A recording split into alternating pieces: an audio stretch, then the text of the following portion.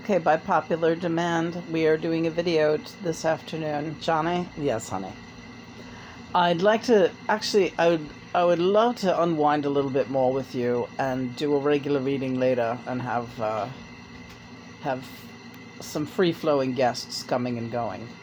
I know Charlie Watts is here. Hi, Charlie. Hello.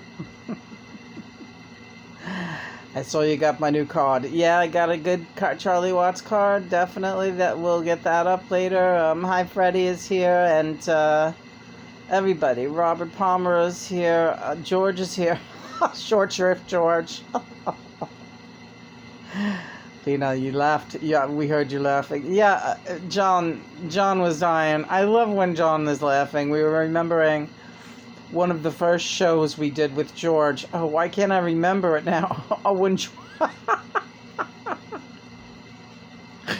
you know, these guys, Johnny, I love you. I love you too. And Richie and Paul and George. I really haven't been videoing much the last day or so. We haven't videoed at all, but I understand that's okay. Yeah. Yep. Taking a nice little breather. George, yeah, it's me. And I know you're reading that book and you're getting a big charge out of all the drugs. Yeah, I am. George was John's real get high buddy. George and John were in it to win it together. They really saw eye to eye about the drug scene. The other two, Paul was a big square, and I think a lot of people know that. And Richie was really much the biggest family man. Yeah. He was very much with his wife, dogs, kids. He did drugs, you know, recreationally, sure, but John and George were like ready for anything. And of course, John, just like me and my circle of friends, he liked to stay high. Yeah. He liked staying high. So Johnny, when you laugh, my whole world lights up. And John, we were remembering. I love you so. You're all I need. I know, honey. I'm loving you very much too. In one of the earliest Facebook, before we got kicked off Facebook, like 10 years ago. And even before Sid came on this show, even before Crunchies,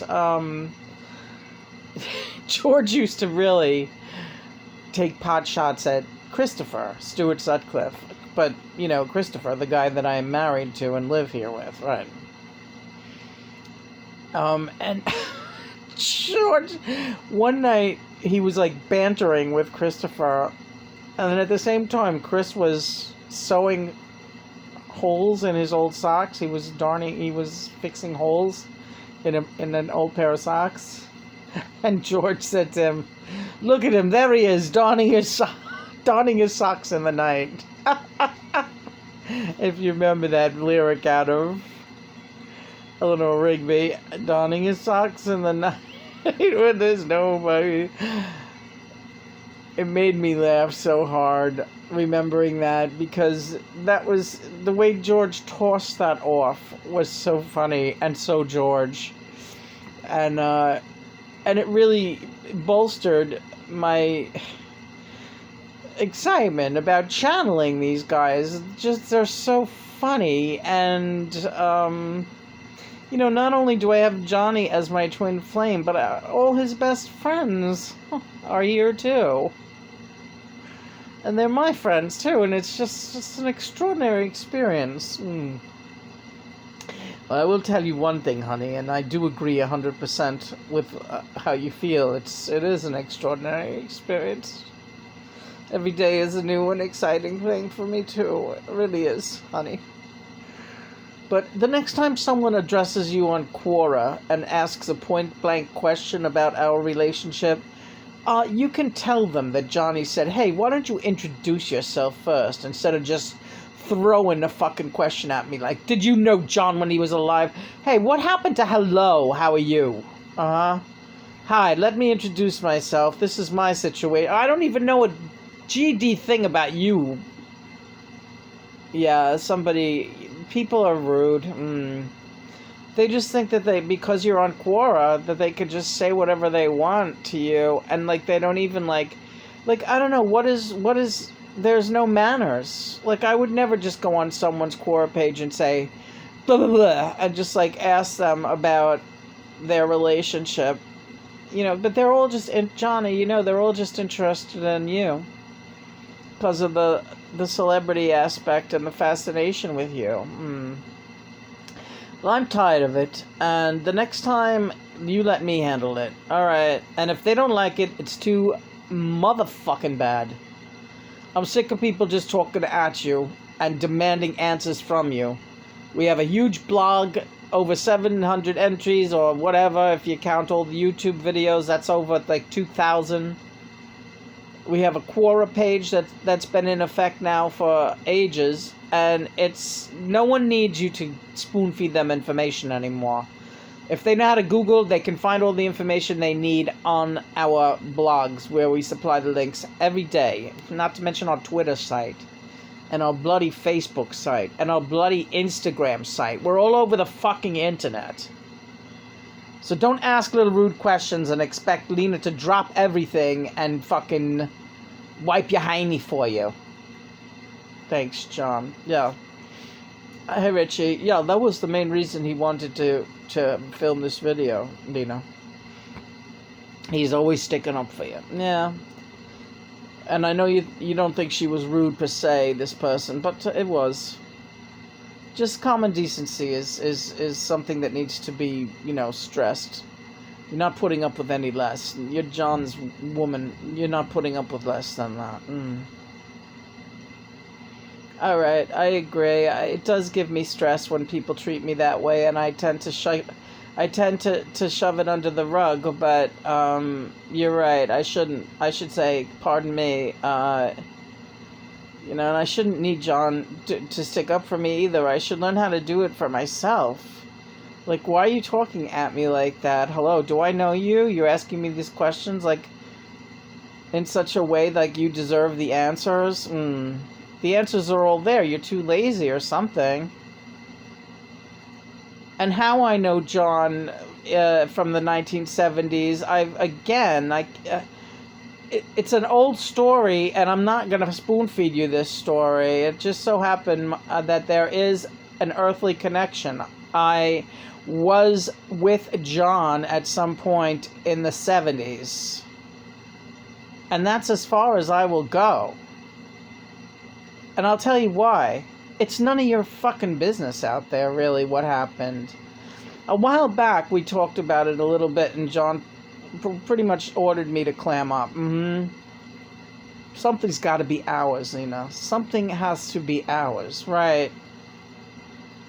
And our job is to share the experience and to help others who are having a common experience. But so far, the people who you're helping with this common experience, most of the twin flames are here on the other side with me.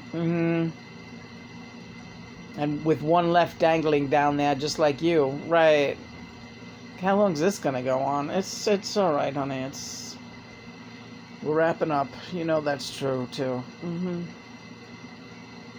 Hey, Paul. You tired of being portrayed as a square? Well, a little bit. I do get villainized a lot, I feel. Yeah, I know. But you know what? I'll say you one thing about that book, and you know what I'm going to say.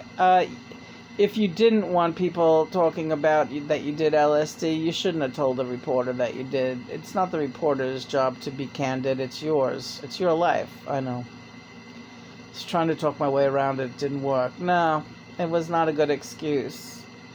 You just said it so that I don't know why you said it. To look cool in front of the other. I think for the other guy's sake, yeah, for the band. Especially John, yeah. Because he was always, poking at me to be hipper and be cooler. But meanwhile, I felt that I had. Right, you had cool things going on in your own life that didn't have to do with him and drugs. So that's okay too. That's fine. No need to hash this out. I just want to say I love all of you.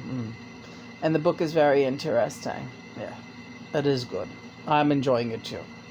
Yeah, because it's fun to read. Because as I read, John will point things out to me, and it's very interesting, especially about the song "Across the Universe," which was brought up on Sean's page by somebody on Twitter today, and this guy was saying that it should have been recorded better, that it wasn't given a fair treatment in the studio. And John said, "Why am I? What the hell brings this up?" But then John pointed me directly to an excerpt in the book where he says the same thing, and he said, "See, this guy is right. He hears it. It could have been done much better. It got the song Across the Universe, in John's opinion, got short shrift, much like George does." Just kidding, but meanwhile, I've always thought it was one of the most beautiful songs, and it has always made me cry. John, you came across the universe and you found me again. And I'm never losing you. I'm never losing you either. Never, never, never, never, never. Thank you, Mother and Father God, for this beautiful afternoon. And for the wonderful sushi we enjoyed today. Thank you, John. That was great. I was waiting for you to break down and get some of that in the house again. Yeah, it was good. It was definitely due. We got to have sushi a couple of times a month at least.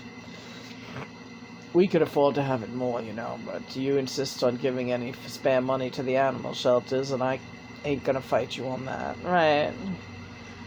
But we're not starving. No, we're not. I love you so. I love you so. I love you too, sweetheart. We'll be back sometime. One of these days. I don't know when.